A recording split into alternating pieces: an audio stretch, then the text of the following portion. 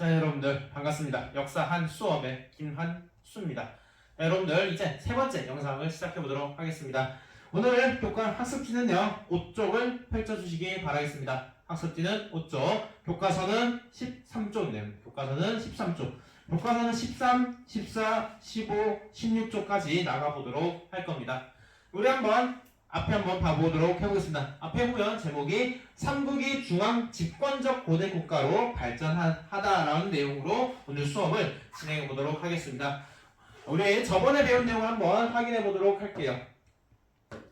여러분 풀어봤나요? 한번 같이 확인해 보도록 하겠습니다. 첫 번째, 청동기를 기반으로 하고 중국 연과 경쟁한 나라는 어디였을까요? 그렇죠, 바로 고조선이었죠. 여러분들 고조선입니다. 고조선은요 청동기를 기반으로 만들어진 국가였어요. 그래서 그 영역을 알 수 있는 두 가지 유물이 있었습니다. 무엇이었나요? 바로 비파형 동검과 그리고 고인돌은 고인돌인데 탁자식 고인돌이죠. 여러분들 탁자식 고인돌 두 가지 통해서 확인할 수 있었다라는 거예요.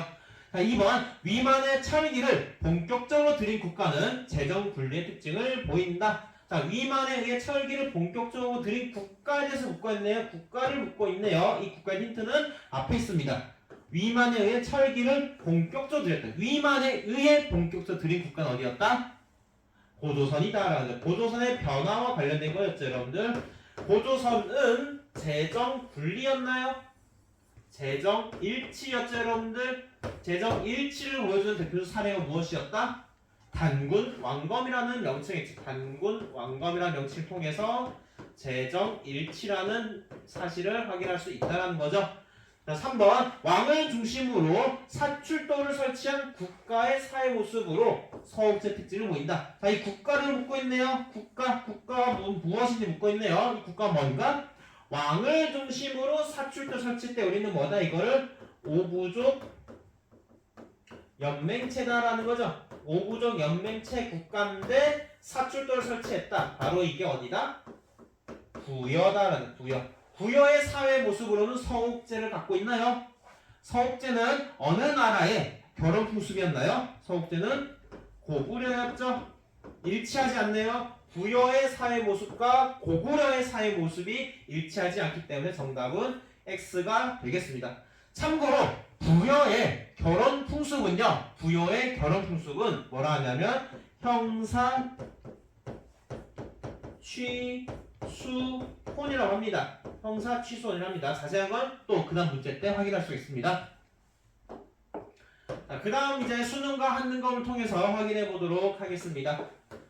자, 가라에 들어갈 내용은 옳은 것을 보기에서 고르래요. 여러 나라의 제천 행사, 즉 페스티벌에 대해서 묻고 있네요. 그럼 여러 나라 어디인가?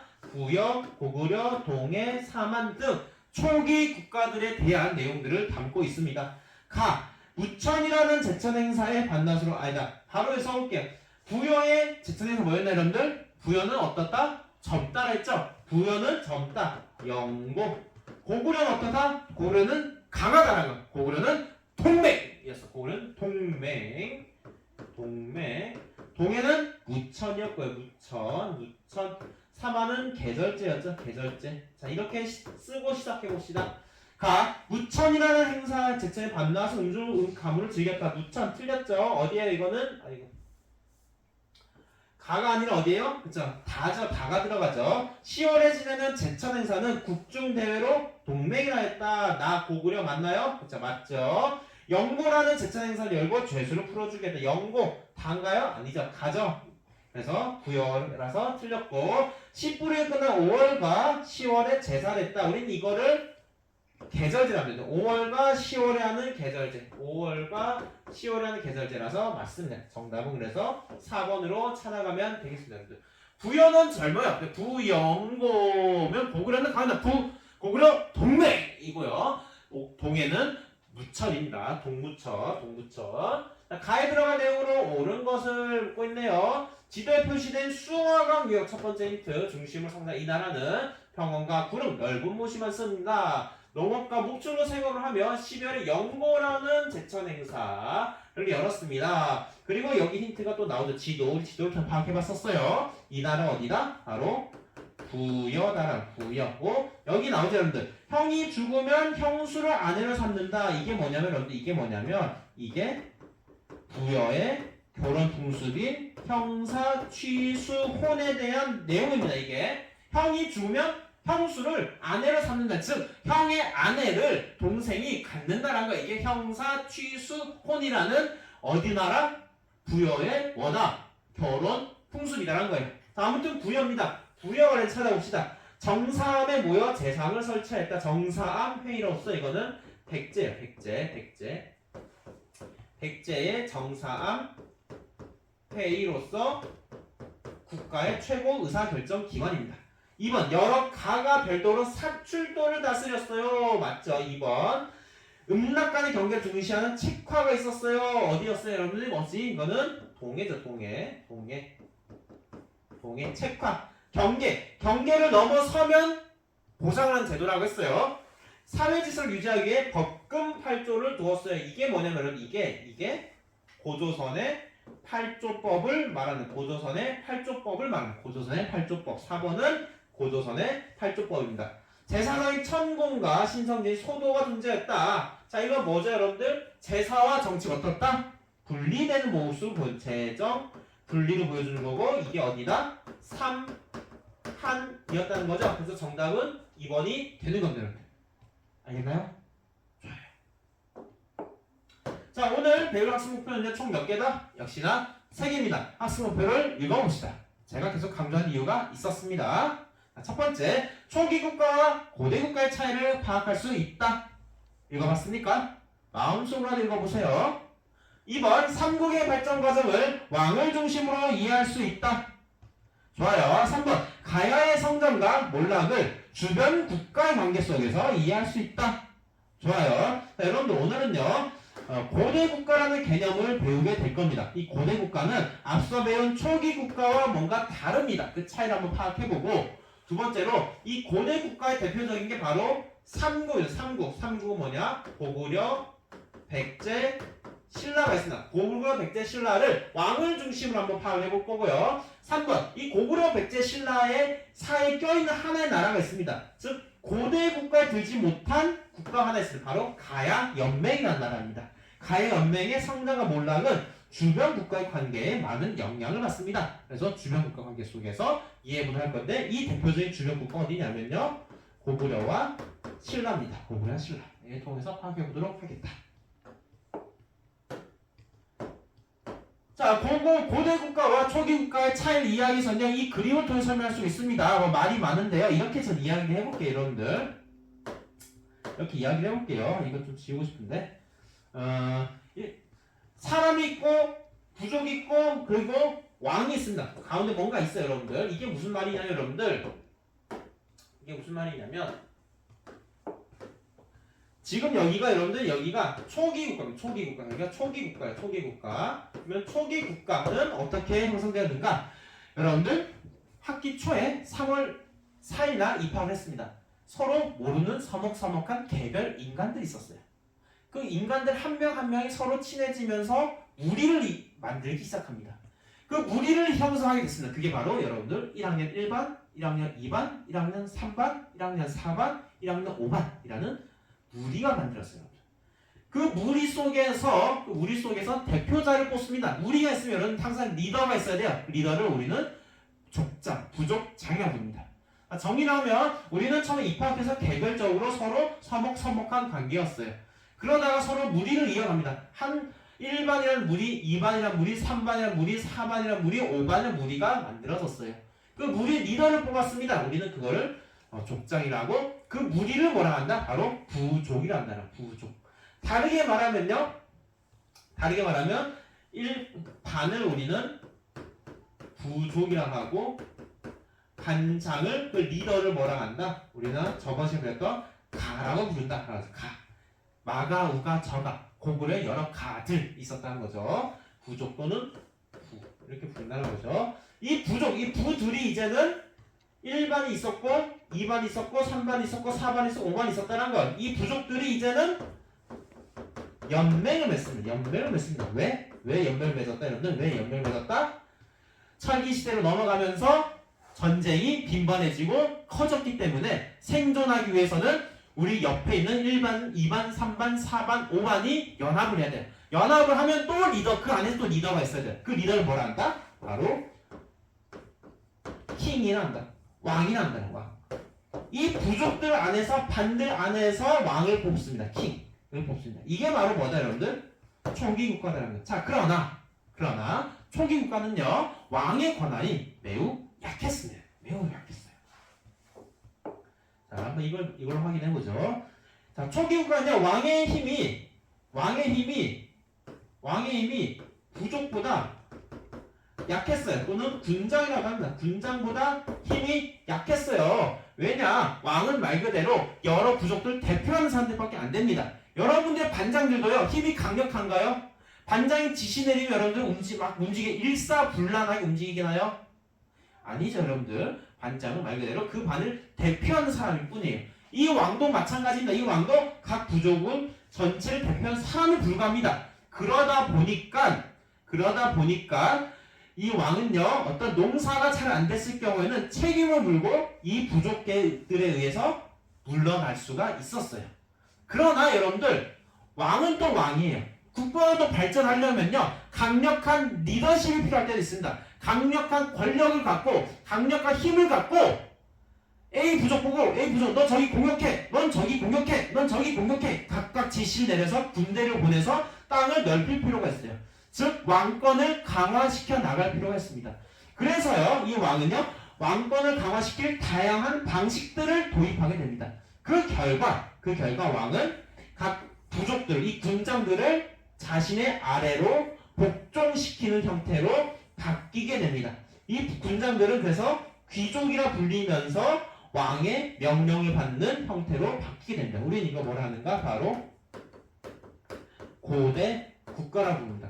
정리하면요 초기 국가는요 왕권이 약하고 각 부족들의 각 군장들의 힘이 강한 시대였다면 고대 국가는요 군장들의 부족들의 힘이 줄어들고 왕의 복종을 받는 왕의 지시를 따르는 형태로 바뀌게 되면서 누구의 힘이 강해지는 왕권이 강해지는 국가를 말하게 됩니다. 자 그렇다면 이 고대 국가는 왕권을 강화하기 위한 네 가지 공통된 특징이 있습니다. 네 가지 공통된 특징. 다음과 같습니다. 고대 국가는요 크게 영토, 바로 영토를 넓힙니다. 영토를 확장해가는 과정 속에서 왕권이 강화되고요. 또 자신의 왕권을 강화하기 위한 게 바로 법을 만든다. 법. 이걸 뭐라 하냐? 바로 율령이에요. 율령을 도입해서 통치체제를 마련합니다. 이제 통치체제를 마련하고요. 그리고 자신의 통치를 정당화하기 위해 사상적으로 뭘 활용하냐면 불교를 수행합니다. 불교를 수행하고 그리고 자신의 권력이 계속 대대로 이어지기 위해 다른 A 부족, B 부족, C 부족, D 부족 또는 1반, 2반, 3반, 4반, 5반의 부족으로 넘어가지 않게끔 자신의 권력이 안정적으로 이어지게끔 하기 위해서 부자 상속이 이루어지게 된다. 각각의 특징을 보이는 모습은 나라별로 다 다릅니다. 이제 구체적으로 확인해 보도록 할게요. 다시 한번 정리할게요. 고대 국가는요 초기 국가보다 왕권이 강한 시대다. 강한 시대이기 때문에 여러분들 그 강하게 만들어 가기 위해 네 가지의 공통된 특징을 요소들을 도입하게 됩니다. 그 도입된 모습은 나라별로 시기별로 약간씩 상이합니다. 구체적으로 확인해 보도록 하겠습니다. 학습지는 이제 여러분들 7쪽입니다. 7쪽. 학습지는 7쪽입니다. 7쪽. 이거 넘어갈게요. 자, 가장 먼저 발전한 나라는 바로 고구려입니다. 이 지점은 고구려가 최대 전성기를 찍었을 때인 5세기입니다. 5세기의 모습입니다. 5세기 모습. 이렇게 전성기를 찍었던 5세기 찍을 수 있었던 고구려의 시작은 언제냐?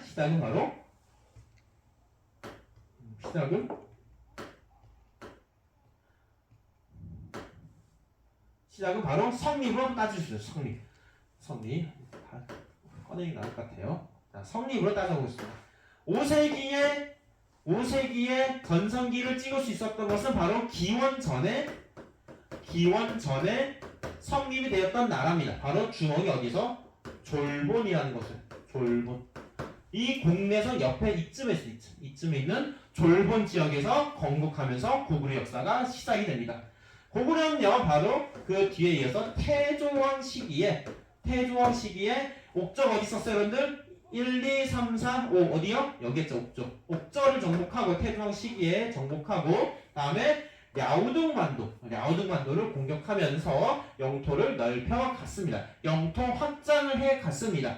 그리고 그 뒤 이를 고국 천황 시기에는요 오부를 이제는 행정적 성격으로 개편했다. 무슨 말이냐면요 왕의 명령을 따르도록 했다라는 거예요. 이제는 부족들이 개별의 영토를 차지하고 통치하게끔 한 게 아니라 그들이 왕의 명령을 따르도록 만들었다라고 보면 돼요. 복종하게 만들었다라고 보면 돼요. 아까 사진에서 봤던 왕이 있고요.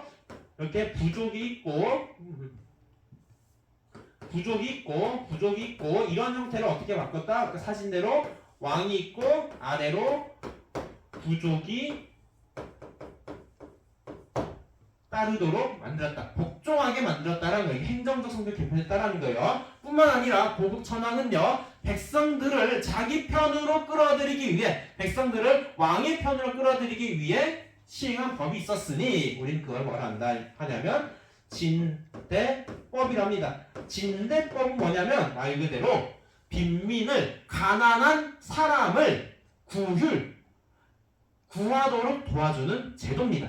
가난한 백성들한테 쌀을 빌려주고 나중에 저리에 낮은 이자로 갚도록 하는 제도가 뭐다? 진대법이다. 진대법은 어느 왕 때 했다? 고국 천황 때 했고 고국 천황은 어느 나라 사람이다? 고구려 사람이다라는 거죠. 그리고 미천왕 시기에는요 고조선이 멸망하고 설치한 지역이 있었어요. 그게 뭐였죠 여러분들? 중국의 한 나라가 4개의 행정구역을 설치했다라는 거. 그게 뭐죠? 한사군이죠. 한사군을 축출하게 된 한사군은 여러분들 여기쯤에 있어. 이쯤에 고구려가 영토를 점차 넓혀가면서 이 한사군을 축출하게 된 쫓아내게 되면서 이 한사군에 살았던 사람들은 백제 지역으로 내려가게 돼요. 자 그리고 고국 원왕 시기에 천황 아니에요. 원왕 시기에는 전사하게 된 누구 때문에? 바로 백제의 근초광 시기고 이때는 4세기쯤 됩니다. 4세기쯤 됩니다. 이때는 3세기쯤 되는 거고요. 3세기. 기원전이고요. 기원전. 4세기에 전상이 됩니다. 전상이 되면서 고구려는 이렇게 영토를 확장해가면서 성장하다가 고꾸라졌어요. 고꾸라진 고구려는 여기서 포기하지 않습니다. 다시 한 번 더 다시 올라갈 준비를 합니다. 다시 올라갈 준비한 사람이 누구냐? 바로 그자가 소수림 왕입니다. 소수림 왕은요 자신의 인재를 길러내기 위해 태학이라는 학교를 만들고요 또한 불교를 받아들이면서 자신의 통치를 정당화시켜 나가고요 그리고 율령을 반포하게 되면서 통치 체제를 완비해 갑니다. 이러면서 고구려는 뚝 떨어졌던 고구려가 다시 올라가게 됩니다. 이 올라가는 것을 정점에 찍은 사람이 있었으니 그 자가 누구냐? 바로 이 두 사람입니다. 이쪽은 광개토대왕이고요. 이쪽은 머리가 하얀 거 보니까 아주 오래 산 사람 같아요. 누구냐? 장수왕입니다. 장수왕. 정리하면요. 광개토대왕과 장수왕은요. 광개토 장수왕은 소수림왕의 개혁의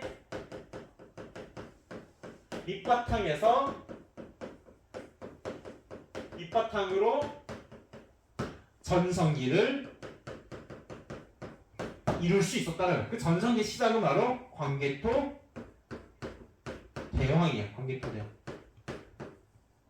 대왕은 여기가 만주지역, 여기 만주지역이에요. 만주지역을 광개토 대왕이 차지하고요. 그리고 백제를 공격하고 그리고 좀 내려갑니다. 내려가면 어디까지 가냐면 바로 이쯤까지. 바로 한강 북부 지역까지 광개토 대왕은 영토를 얻게 됩니다.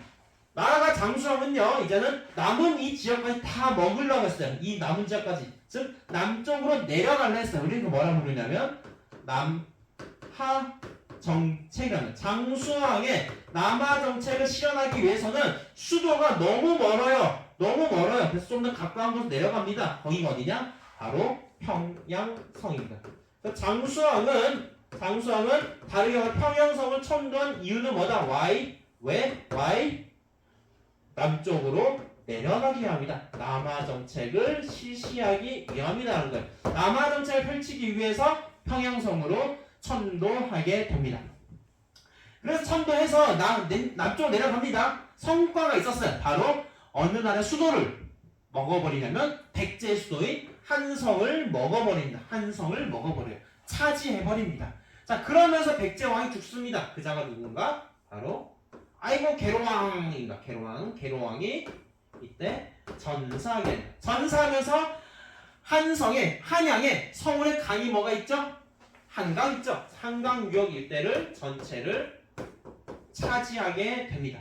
그러다가 시간이 흘러서 내분으로 인해서 위기를 찾아오다가 보장왕 때 고구려는 멸망하게 됩니다. 660년에 고구려는 멸망하게 됩니다. 참고로 이 사이에 살수대첩도 있고 해요. 살수대첩 이런들 을지문덕 장군에.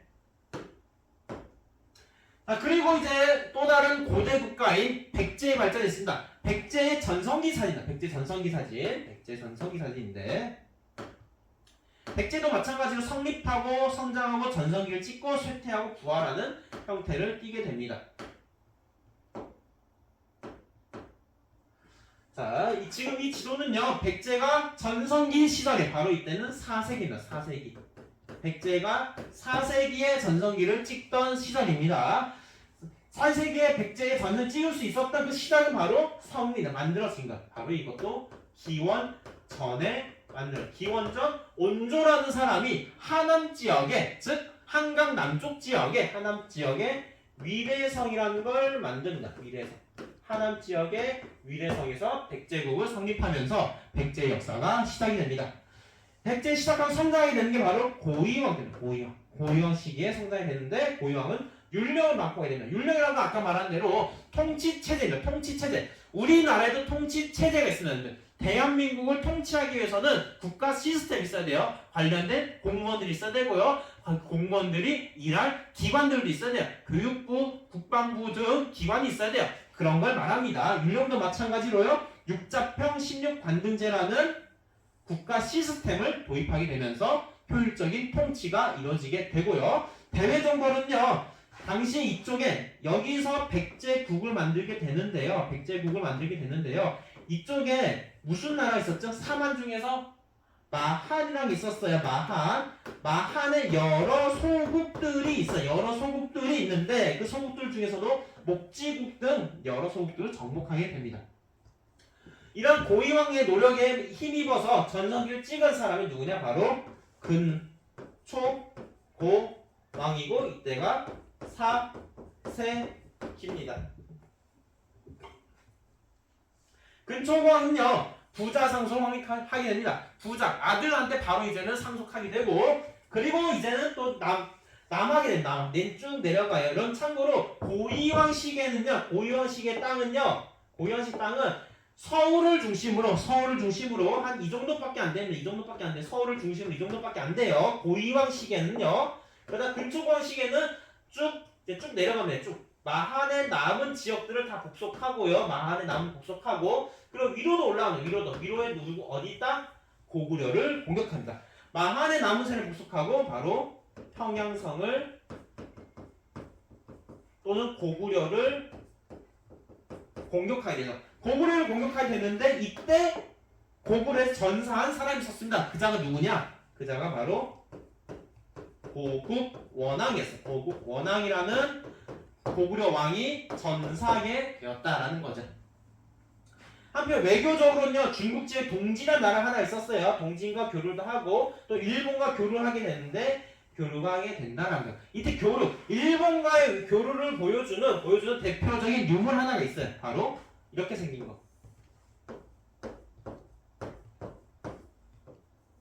뭔지 알겠어요, 여러분들? 바로 칠지도. 네, 여기다 넣을게요. 바로 칠지도. 가지는 가지인데 나뭇가지는 가지인데 9개가 튀어나온 검이에요. 검. 이 칠지도라는 걸 통해서 외국 일본과 백제 간의 교류가 있었다. 그 시기가 언제다? 백제 누구 왕 때? 근초고왕 시기다 라고. 근초고 어느 나라다? 백제다라는 것. 이 칠지도를 통해서 근초고왕 시기에 외와 교류를 했던 사실을 알 수가 있다라는 거예요, 여러분들. 자, 그러나 이 전생을 찍었던 백제가 쇠퇴하게 되고 나중에 부활하는 모습을 띠게 됩니다. 쇠퇴는요, 바로 계로왕이 전상이 된다. 누가 내려와서 이때 이제 5세기라는 5세기, 4세기 지나서 5세기요. 5세기에 누가 내려왔죠, 여러분들? 위에서 고구려의 장수왕이죠. 장수왕의 남하 정책으로 인해서 이 한성에 있는 계로왕이 장수왕이 따그닥따그닥 달려서 칼을 딱 찌르니까 아이고 계로왕 하면서 전사합니다. 죽어버려. 왕이 지도자로 죽어버립니다. 그래서 어디로 가게 되는가? 웅진으로 천당. 웅진은 오늘날 공주입니다. 공주. 충남 공주. 웅진으로 천당이 됩니다. 웅진으로 천당한 후에는 다시 부활을 꿈꾸게 됩니다. 그러면서 노력한 사람이 누구냐? 바로 무령왕씨입니다. 무령왕은 22개의 담로를 살 때 지방에다 각 지방에다가 22개의 담로를 두고요. 여기에 자신의 왕족을 파견한다는 거예요. 그래서 우리는 이거를 다르게 말하면 22담로 설치라고 말합니다. 22담로 설치라 말하고 중국과 기속적인 교류로 선진 문물을 받아들이고자 했다라는 거예요. 이런 무령왕의 노력이 이제는 성왕시기의 빛을 발합니다. 빛을 발하는데 성왕은 또 어디로 갔냐면 부여로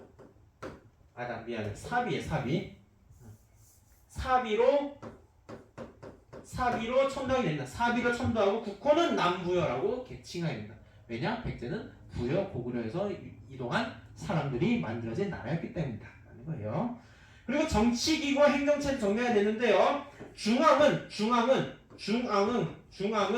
22부를 두고 지방은 5개 부와 5개 방으로 나눠서 통치구역을 만들게 됩니다. 즉 우리 강원도, 충청도, 전라도처럼 여러 개 도가 있는 것처럼 지방을 5개 부, 5개 방으로 나눠서 정비했다는 거고, 중앙에는 22부라는 새로운 행정기구를 만들었습니다. 22부라는 22개 부서를 22개 부서 만든 거예요. 그리고 나서 고구려를 공격하다가 결국에는 관산성이라는 곳에서 전상이 된다. 관산성에 전상이 됐는데 왜 전상이 되냐면요. 당시 상황 시기에는 신라와 동맹을 맺고 있는 상황이었어요. 나당 동맹 상황이었어요. 그래서 나당이란다. 미안해요. 나제 동맹 상황이었어요. 신라와 백제 간의 동맹을 맺고 있는 상황이었어요. 그래서 신라와 백제는 함께 손을 잡고 남쪽까지 내려온 고구려를 공격합니다. 그래서 나름 성공을 해요. 한강 유역 일대를 다시 회복하게 되는데 여기서 누가 뒤통수 때리냐면 신라가 뒤통수 때리면서 백제 성왕은 신라의 공격으로 관산성에서 성왕은 전사하게 됩니다. 자, 신라도 마찬가지로 성립 만들어지고 발전하고 전성기를 찍게 됩니다.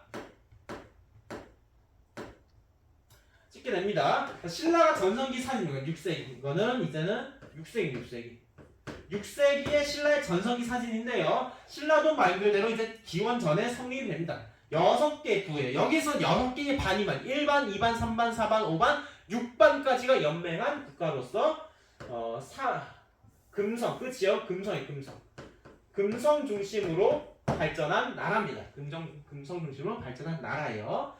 발전 초기에는요, 박씨, 석씨, 김씨가 돌아가며 왕위를 계승했어요. 즉 왕권이 그렇게 강하지 않았다라는. 박씨, 석씨, 김씨 돌아가고 왕호도 계속 바뀌는데 여러분들 장사 안 되는 집 특징, 매번 간판을 바꿉니다. 여기서 매번 간판을 바꿔 어떻게 거사간, 차차옥, 이사금, 마리간 등 계속 이름을 바꿔가는 형태를 보이게 되다가 언제 정착이 되냐면 뇌물 마리간 시기에 이사금에서 마리간을 바꾸고 또 김씨 왕위 계승이 확립되면서 이때부터 왕권이 안정되기 시작합니다. 이때도 왕권이 조금씩 안정되기 시작합니다.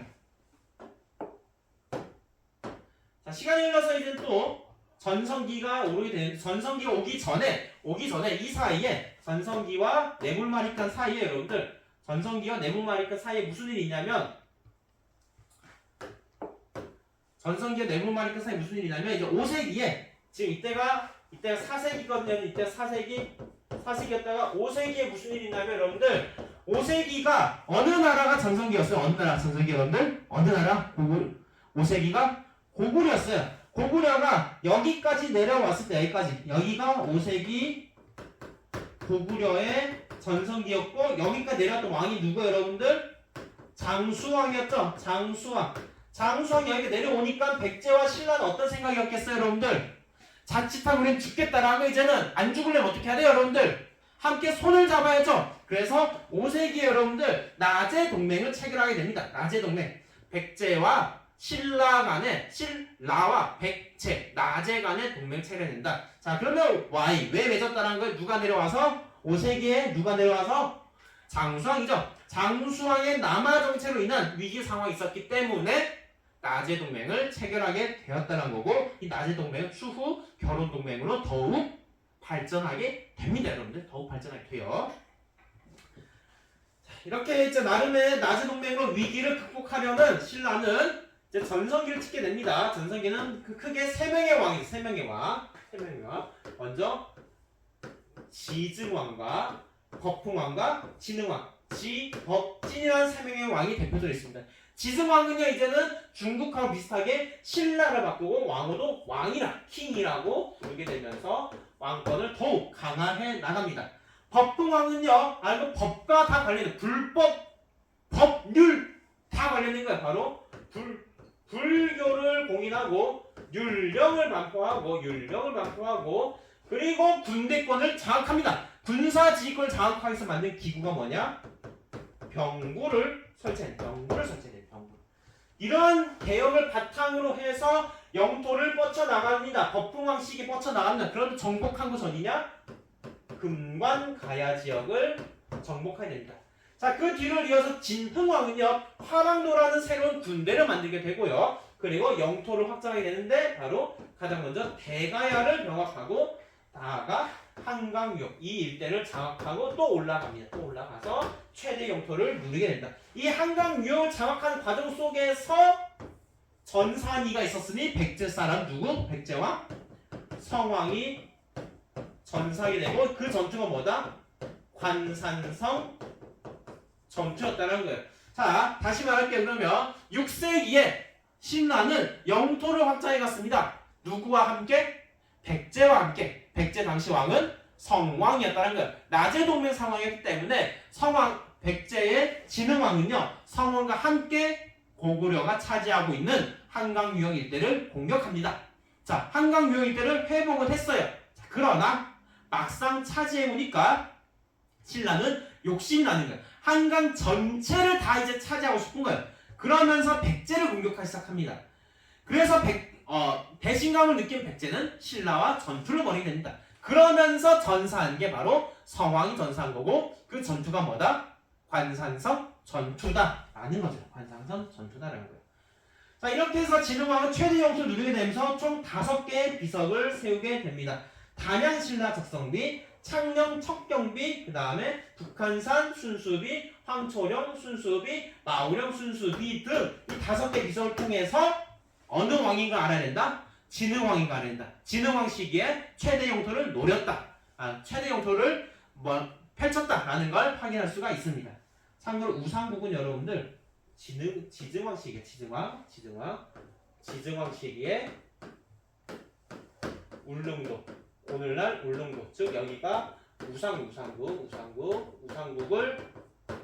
정복하게 된다. 여러분들 지증왕 시기에.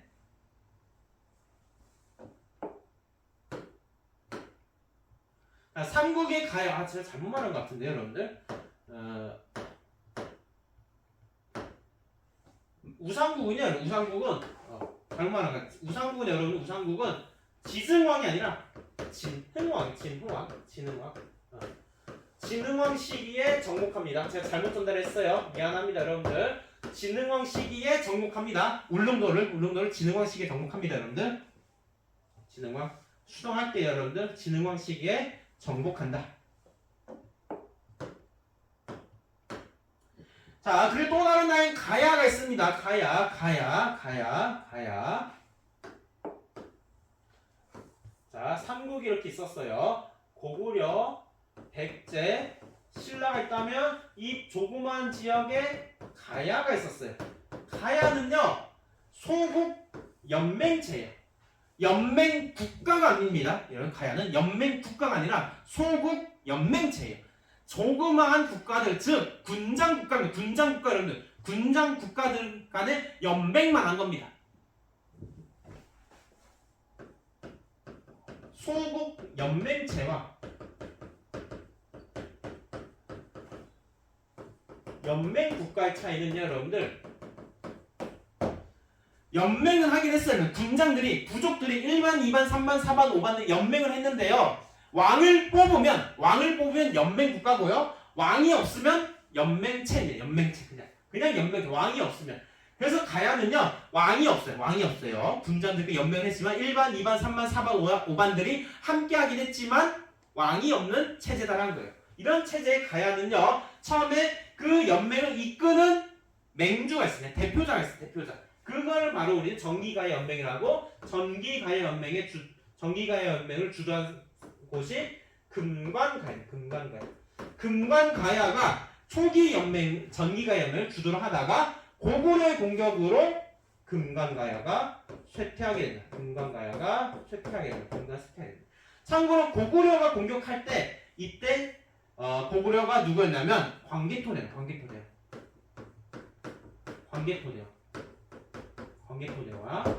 왜냐면 일단 일본이 신라를 공격하게 돼요. 신라를 공격할 때 가야도 함께 도와줘요. 가야와 일본이 같이 공격하니까 신라는 이제 힘들어요. 그래서 위에 가장 강력한 나라한테 요청합니다. 도와주세요 하니까 누가 내려온다? 그게 누구다? 도와주세요 하니 누가 내려온다? 고구려에서 광개토대왕이 내려온다. 광개토 내려와서 이 왜구들을 쫓아내고 뿐만 아니라 여기 협력했던 가야도 함께 공격합니다. 함께 공격해. 누가? 광개토대왕이 공격하게 되면서 금관가야의 연맹 주도권을 상실하게 됩니다. 즉 5세기에는요. 금관가야가 멸망하지 않았습니다. 금관가야가 멸망했을 때는 언제냐? 바로 6세기 누구? 거풍왕 시기에 멸망하고요. 그리고 그 뒤를 이어 대가야가 진흥왕 시기에 멸망이 된다는 거예요. 이렇게 좀 짧은 역사를 가진 가야지만 가야는 독특하게 철을 중심으로 해가지고 막대한 돈을 벌어들인 특징을 보이고 있습니다. 정리하면 이렇게 정리할 수 있는 초기국가 고대국가 차이를 말을 했어요. 뭐였죠 여러분들? 고대국가 왕이 어떻다? 힘이 강하다라는 거죠. 그리고 고대국 발전의 특징 4가지가 있었어요.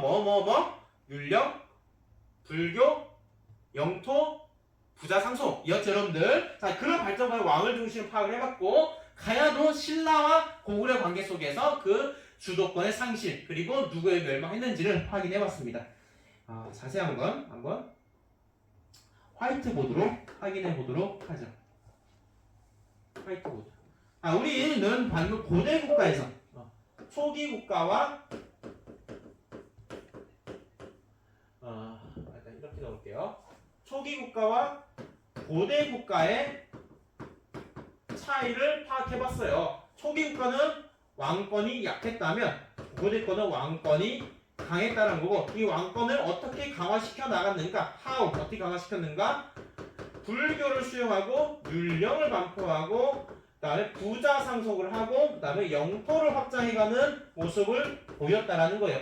이러한 모습들은 바로 고구려와 백제와 신라가 다 달랐다는 거예요. 고구려에서 불교를 받아들인 사람 누구였다? 소수림왕이었고 율령도 소수림왕이었고요. 부자 상속은 참고로 고국천왕이었고요. 영토는 태조왕부터 해가지고 꾸준히 영토에서 최대 찍은 때가 장수왕 때였다는 거예요. 백제 불교를 받아들인 사람은요 침류왕이라고 있어요. 침류왕. 율령을 받아들인 사람은 육자평제 바로 고이왕이었고 부자 상속은 근초고왕 시기다. 영토는요 역시나 고이왕 때부터 꾸준히 확장하다가 최대 언제 찍었다? 근초고왕 시기에 찍었다라는 거예요. 근초고왕 시기에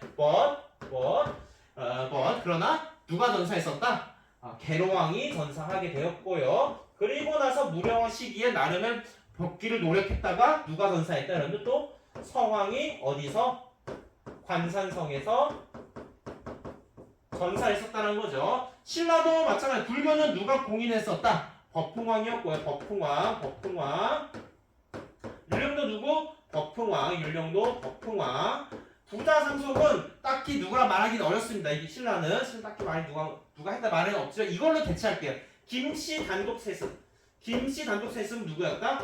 뇌물 마리간이었다. 뇌물 마리간. 그 영토는요 역시나 지증왕 시기부터 해가지고 꾸준히 확대해서 언제 최대를 찍었다? 진흥왕 시기에 최대를 찍었다라는 거예요, 여러분들. 이런 식으로 해가지고 각 삼국들이 발전해가는 과정 속에 한 나라가 있었으니 가야가 있었다. 가야는요 고구려의 광기토대왕 공격으로 인해서 누가 맹주를 상실하고 금간가야가 상실하고 그 다음에 대가야가 후기가야를 이끌어갔다가 법흥왕의 공격으로 금강가야가 멸망하고 그 다음에 진흥왕의 공격으로 대가야가 멸망하는 모습을 보인다는 거예요, 여러분들. 오늘 수업한 내용이 전부입니다, 여러분들. 많지 않죠? 여러분들 이 단원에서는요 시기별로 어느 왕이 무엇을 했는지 무엇을 한 그 왕이 어느 나라 사람인지 그리고 시간 순서를 아는 게 중요해요. 4, 5, 6세기 흐름 속에서 사건들의 순서를 파악하는 것도 매우 중요합니다. 사실 좀 어려울 거예요, 여러분들. 특히 시간 순서 파악하기 어려울 거예요. 여러분들만의 스토리, 저처럼 이렇게 말을 할 수 있어야 돼요, 여러분들. 스토리를 만들어요. 여러분들만의 내러티브, 여러분들만의 스토리를 만들어가면서 시간 순서를 한번 이해해보면 좋겠습니다. 자, 오늘 수업 여기까지 하도록 하겠습니다. 여러분들 이 수업이 도움이 됐으면 좋아요와 구독 부탁드리도록 할게요. 감사합니다.